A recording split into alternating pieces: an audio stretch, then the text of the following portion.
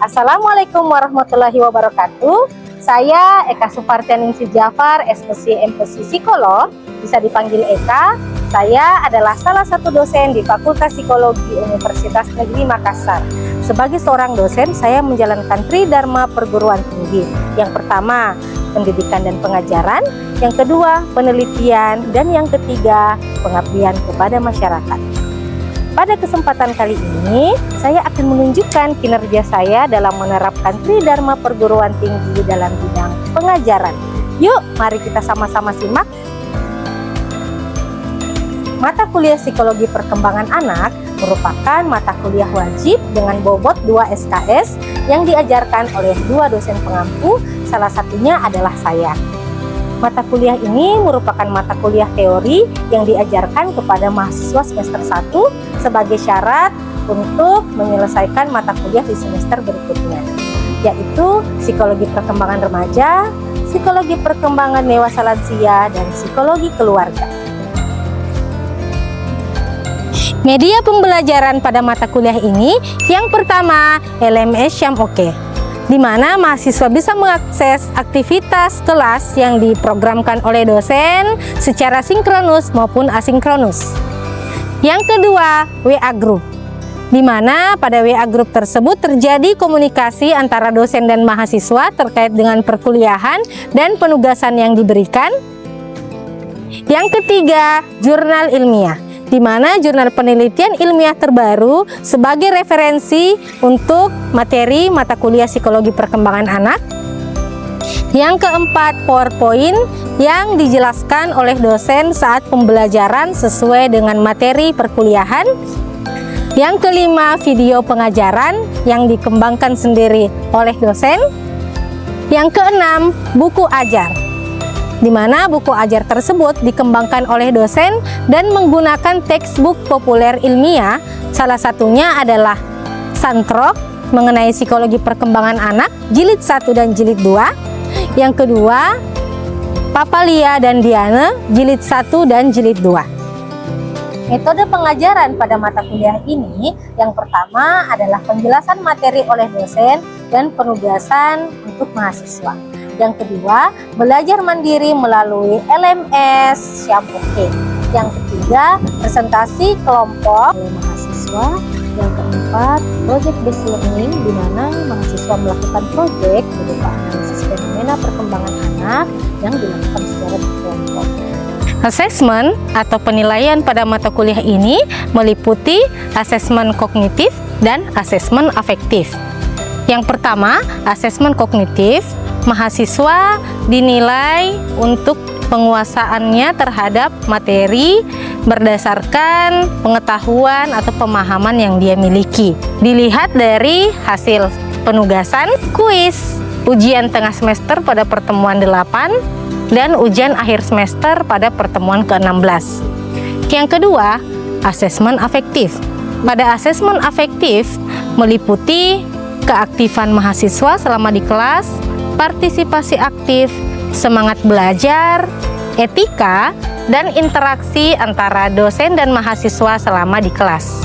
Pada penilaian afektif dinilai berdasarkan observasi dosen pada mahasiswa selama di kelas, pada saat presentasi kelompok, pada saat penugasan, dan kehadiran mahasiswa selama di kelas. Mata kuliah Psikologi Perkembangan Anak terdiri dari 4 capaian pembelajaran. Yang pertama, mampu menguasai konsep dasar teori psikologi untuk menggambarkan dan menganalisis berbagai gejala psikologi pada individu, kelompok, organisasi, dan komunitas. Yang kedua, menjunjung tinggi nilai kemanusiaan dalam menjalankan tugas berdasarkan agama, moral, dan etika. CPL yang ketiga, mampu mengkaji implikasi pengembangan dan implementasi pengetahuan teknologi yang memperhatikan dan menerapkan nilai humaniora sesuai dengan keahliannya berdasarkan kaidah, tata cara, dan etika ilmiah dalam rangka menghasilkan solusi, gagasan, desain, dan kritik seni. Yang keempat, mampu menunjukkan kinerja mandiri, bermutu, dan terukur. Pada mata kuliah ini terdapat 3 capaian pembelajaran mata kuliah. Yang pertama, mahasiswa mampu menguraikan konsep teoritis tentang perkembangan manusia dari masa konsepsi hingga masa anak-anak akhir. Yang kedua, mahasiswa mampu menguraikan teori perkembangan berkaitan dengan aspek-aspek perkembangan anak. Dan yang ketiga, mahasiswa mampu menganalisis fenomena perkembangan anak menggunakan teori-teori psikologi perkembangan. Dari capaian pembelajaran mata kuliah diturunkan menjadi 5 sub-CPMK. Yang pertama, mahasiswa mampu menjelaskan konsep teoritis mengenai karakteristik dan prinsip-prinsip perkembangan serta faktor risiko yang menyertai pada setiap periode kehidupan anak. Yang kedua, mahasiswa mampu menjelaskan konsep teoritis mengenai teori-teori dalam psikologi perkembangan dan metode penelitian dalam psikologi perkembangan. Yang ketiga, mahasiswa mampu menguraikan konsep teoritis mengenai aspek perkembangan anak, perkembangan fisik dan motorik, perkembangan bahasa, perkembangan sosial, perkembangan emosi, dan perkembangan moral. Yang keempat, mahasiswa mampu menganalisis kasus berupa fenomena perkembangan anak menggunakan teori-teori psikologi perkembangan anak. Mata kuliah ini bertujuan untuk melihat dinamika psikologis perkembangan anak dimulai dari masa prenatal hingga kanak-kanak akhir yang mencakup pertumbuhan dan perkembangan, aspek fisik dan motorik, aspek kognitif, aspek bahasa, aspek emosi, aspek sosial, dan aspek moral, serta implikasinya dalam perkembangan anak. Yuk, mari kita simak pembelajaran mata kuliah ini. Bismillahirrahmanirrahim. Assalamualaikum warahmatullahi wabarakatuh. Waalaikumsalam. Alhamdulillahirrahmanirrahim. Hari ini kita bertemu lagi pada mata kuliah psikologi perkembangan anak. Sekarang kita sudah masuk di pertemuan keempat. Ya, materi hari ini tentang perkembangan motorik. Sebelum kita masuk materi hari ini, sebelum kita mulai materi hari ini, mari kita bersama-sama membaca doa sesuai dengan keyakinan masing-masing. Semoga perkuliahan hari ini dilancarkan, berkah dan bermanfaat.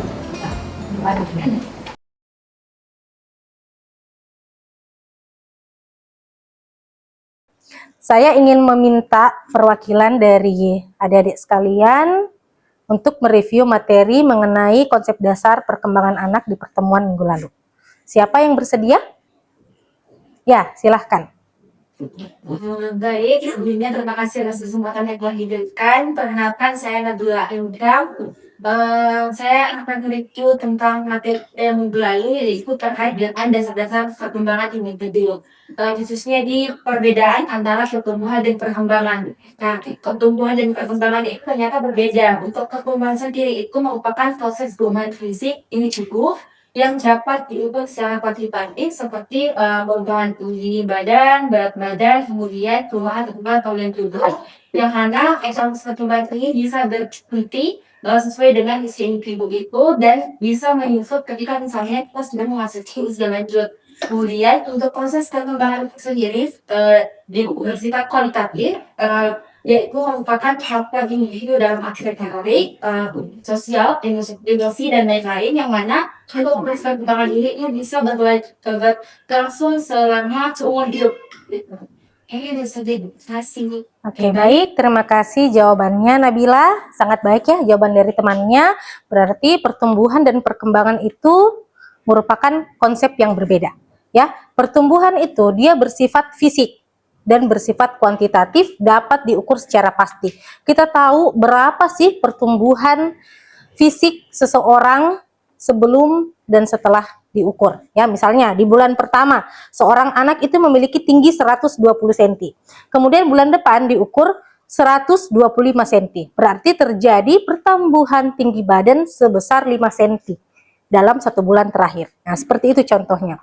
Sedangkan untuk perkembangan dia jauh lebih kompleks daripada itu. Dia jauh lebih bersifat kualitatif dibandingkan kuantitatif. Ya, untuk melihat oh ternyata seorang anak itu semakin bertambah tingginya, semakin aktif fisiknya, mulai dari dia bisa tengkurap, dia bisa duduk, dia bisa merangkak, dia bisa berjalan dan berlari, itu semakin kompleks perubahannya. Ya, jadi tidak hanya melihat dari segi kuantitatif, tapi kualitatifnya juga. Seperti itu ya, perbedaan dari pertumbuhan dan perkembangan. Oke, terima kasih ya Nabila. Masih ada yang mau mereview materi minggu lalu? Silahkan. Perkenalkan, saya Niki Lina. Jadi di sini saya cuma mau menambahkan sedikit materi dari Nazila. Jadi ada dua usia perkembangan anak. Nah, usia perkembangan anak ini bagi. Nah, usia 0 sampai 2 tahun itu bayi, 2 tahun sampai 6 tahun itu usia masa anak-anak awal, 6 tahun sampai 12 tahun itu usia anak-anak tengah, dan 12 sampai 18 tahun itu usia remaja. Oke, terima kasih atas jawabannya. Kita tepuk tangan dulu teman-teman yang sudah memberikan review. Terima kasih ya atas review materi yang telah diberikan. Jadi intinya di perkembangan anak itu ya terdapat beberapa fase. Ya, fase pertama itu fase bayi 0 sampai 2 tahun. Kemudian fase anak-anak awal atau disebut fase prasekolah di usia 2 sampai 5 tahun. Kemudian fase anak-anak tengah ya, middle age, biasanya dia di usia SD awal, itu di usia 6 sampai 10 tahun. Kemudian anak-anak akhir di usia SD akhir di usia 10 sampai 12 tahun. Seperti itu ya adik-adik, terima kasih atas review yang diberikan. Selanjutnya kita masuk ke materi minggu ini mengenai perkembangan motorik. Ada yang pernah mendengar motorik itu apa? Nah, untuk tujuan pembelajaran hari ini, diharapkan mahasiswa itu mampu menjelaskan definisi dari perkembangan motorik. Ya, mahasiswa mampu menjelaskan perbedaan motorik kasar dan motorik halus. Kemudian mahasiswa mampu menjelaskan tahapan perkembangan motorik bayi, anak-anak awal, anak-anak tengah, dan anak-anak akhir, seperti tadi fase yang sudah dijelaskan. Kemudian mahasiswa mampu menjelaskan faktor-faktor yang mempengaruhi perkembangan motorik. Oke. Kita masuk ke dimensi perkembangan motorik. Ya. Apa sih definisinya? Kemudian gross and fine motor ini bahasa Inggrisnya ya. Fine motor itu motorik halus, gross motor itu motorik kasar. Kemudian motor stage, tahapan perkembangan dan faktor yang mempengaruhi perkembangan motorik. Apa itu perkembangan motorik? Ya, perkembangan motorik adalah proses tumbuh kembang kemampuan gerak. Ya, jadi intinya itu motor itu bergerak, ya. Jadi kemampuan gerak seorang anak. Jadi pada dasarnya perkembangan ini berjalan dengan kematangan saraf dan otot anak. Jadi anak itu bisa melakukan pergerakan, ya, mulai dari yang sangat minimal waktu dia masih bayi itu kan belum bisa bergerak ya, belum bisa bergerak macam-macam gitu. Lehernya baru mengangkat kuat, kemudian dia baru belajar tengkurap. Itu berarti kematangan sarafnya itu berpusat di area kepala biasanya bayi itu. Nanti ketika lehernya sudah kuat, dia akan bisa belajar tengkurap. Mulai lagi badan ya, bagian tengah gitu. Kemudian nanti setelah dia bisa tengkurap, dia bisa duduk, bagian pinggulnya itu dia harus kuat. Kemudian nanti dia bisa berdiri ke bawah. Jadi proses pertumbuhan itu biasanya cephalocaudal dari atas kepala ke bagian tubuh bawah. Seperti itu. Nanti semakin matang saraf dan ototnya, dia akan bisa berdiri dan akhirnya bisa berjalan dan berlari. Seperti itu. Oke, sekarang kita masuk ke untuk bisa membedakan motorik ya. Kita akan masuk ke sesi demonstrasi. Ya, silahkan nanti dibagi ke dalam beberapa kelompok ya yang mau mempraktekkan ya menggunakan bola. Kemudian ini kancing-kancing bergantian ya. Oke, silahkan dikasih keluar dari tempatnya baru dikasih masuk. Yang dapat toples silahkan dikeluarkan dari toplesnya, kemudian dikerjakan, dimasukkan satu-satu.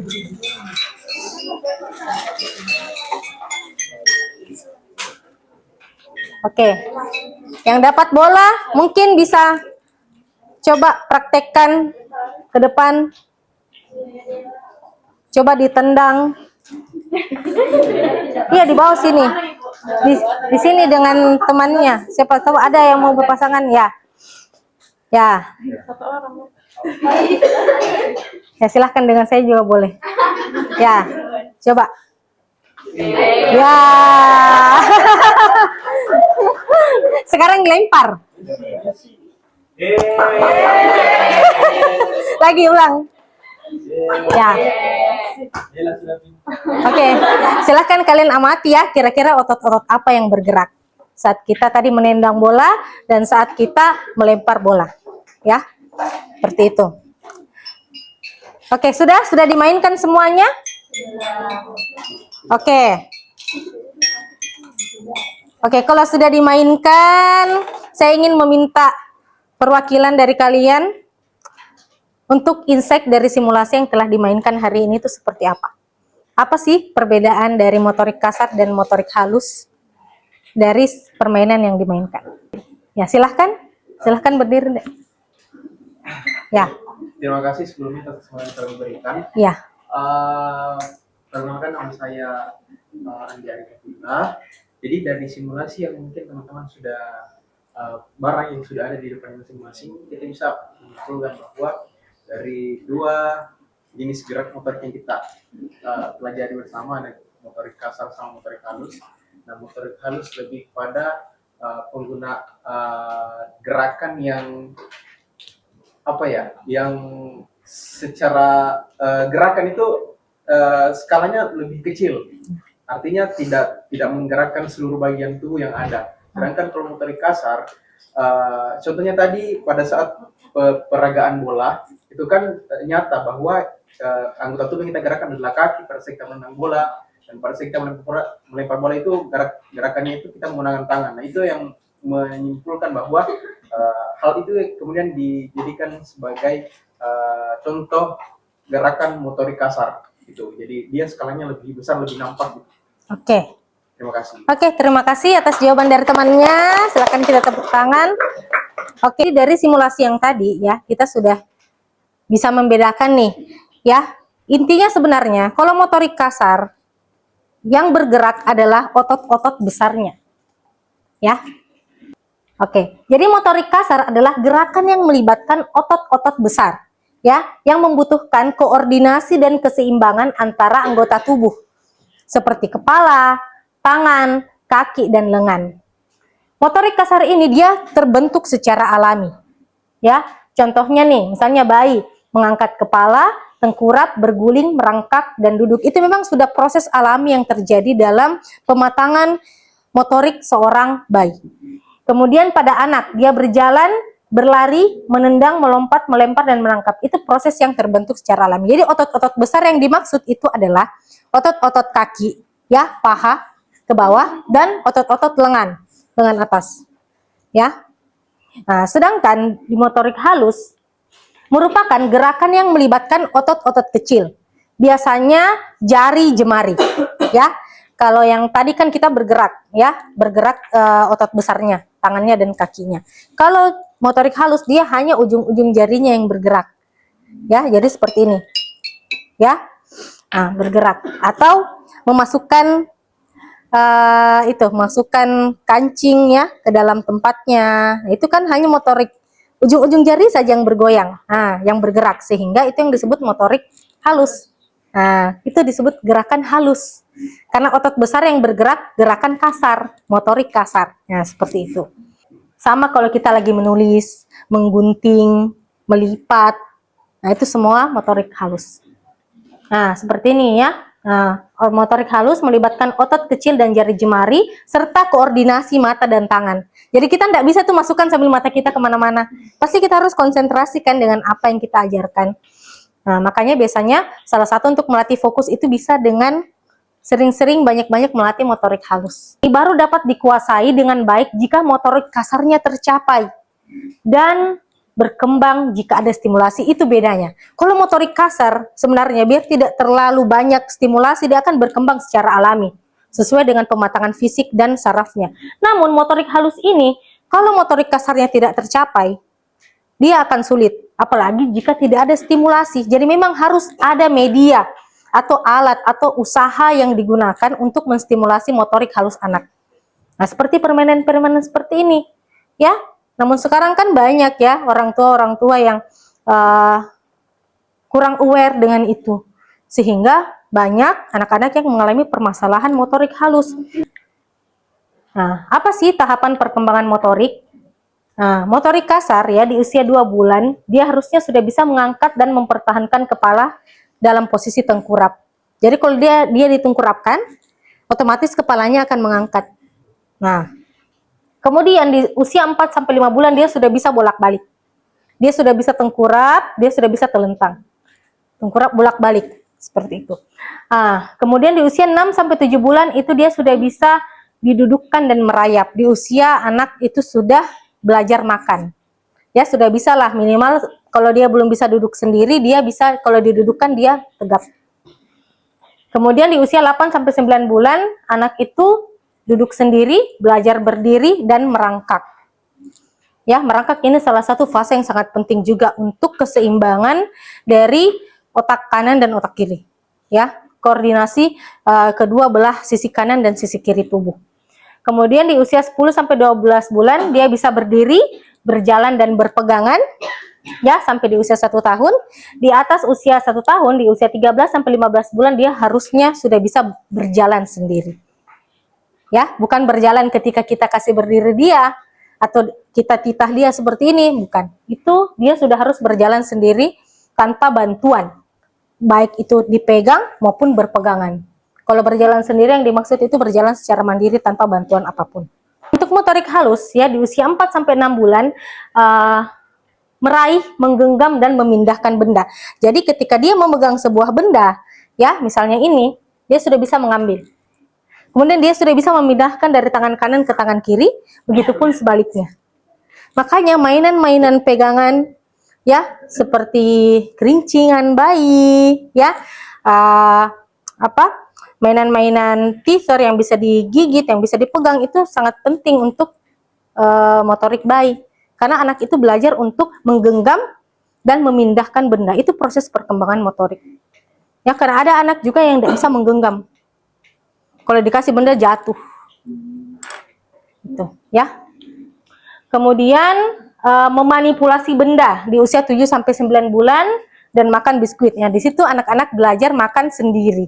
Makanya pentingnya di sini anak-anak kalau sudah belajar makan, ya bukan hanya disuapi, tapi bagaimana orang tua itu membiasakan anaknya itu untuk belajar makan sendiri. Saya menggunakan finger food, makanan yang berukuran jari. Ya, misalnya wortel, ya yang dipotong seukuran jari, kentang, buah-buahan, ya pepaya, apel, pokoknya buah-buahan atau makanan-makanan yang bisa digigit, dipegang dan digigit oleh bayi. Itu akan melatih motorik dari anak itu sendiri, ya.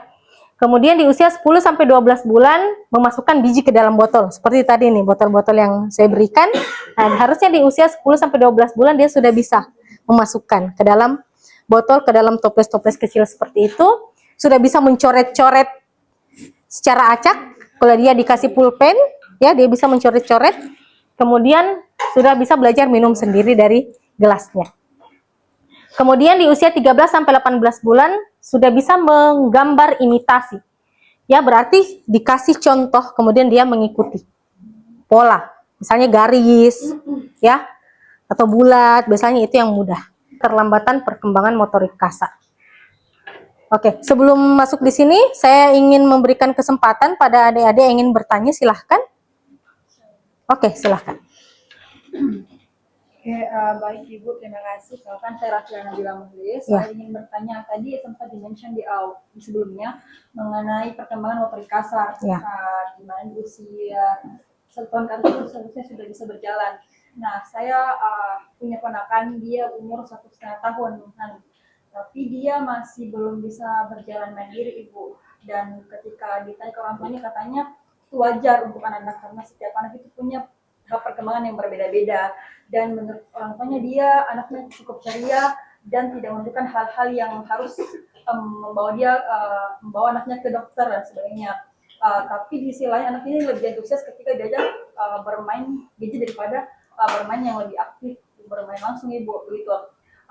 Pertanyaan saya, Ibu, bagaimana, apakah di umur segitu memang wajar untuk perkembangan motorik kasarnya di usia segitu belum bisa merangkak dan berjalan sendiri, dan kapan bagaimana kita membedakan bahwa kondisi anak itu dalam ranah telat yang wajar atau kapan perlu diberikan intervensi dini dari psikolog ataupun dokter anak.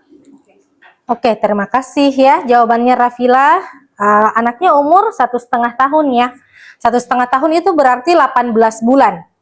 Oke, jadi dari keterlambatan perkembangan itu saja ya, untuk duduk ya, merangkak dan berjalan itu idealnya di usia 18 bulan ya, anak itu tidak bisa berjalan. Jadi 1,5 tahun itu batasnya seorang anak belajar berjalan. Biasanya kan anak-anak berjalan di umur 1 tahun ya.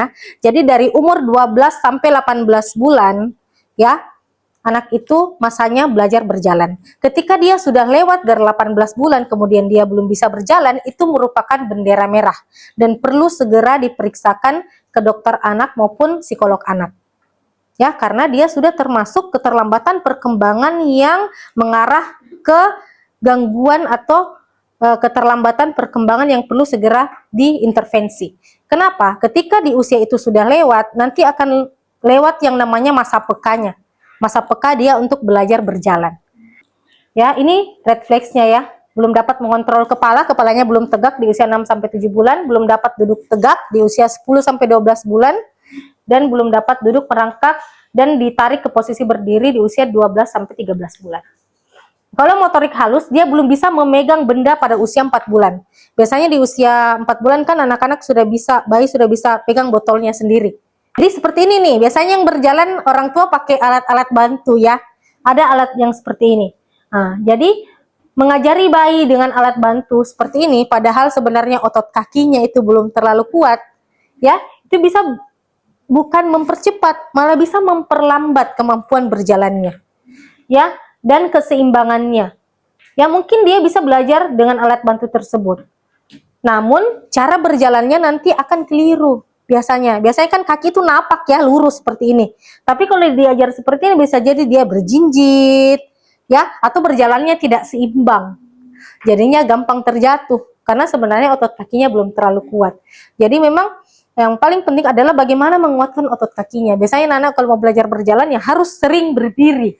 Dia bisa berdiri sambil berpegangan, dan akhirnya bisa berdiri sendiri tanpa berpegangan. Itu salah satu turning point-nya anak-anak yang mau bisa jalan itu, dia harus bisa berdiri sendiri. Bagaimana dari dia duduk, kemudian dia bisa berdiri sendiri. Itu salah satu poin yang penting bagi anak yang ingin belajar jalan.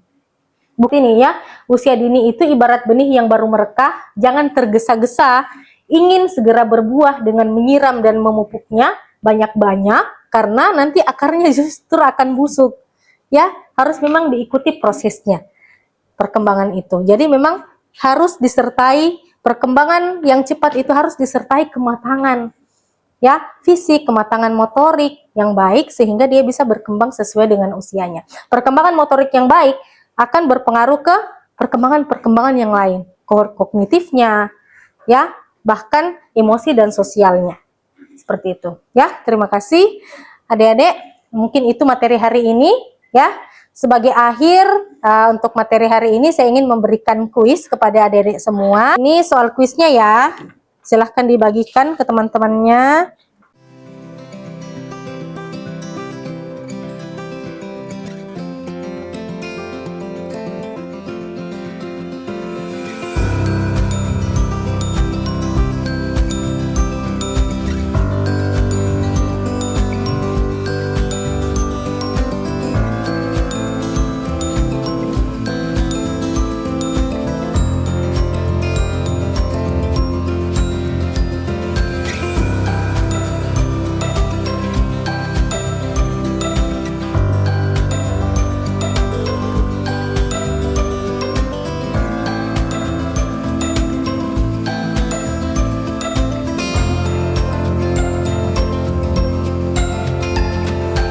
Itulah tadi video pembelajaran mata kuliah psikologi perkembangan anak, pertemuan yang telah kami rampungkan selama 16 semester, mulai dari penjelasan berdasarkan RPS dan diakhiri dengan ujian akhir semester. Terima kasih telah menyaksikan video saya. Assalamualaikum warahmatullahi wabarakatuh.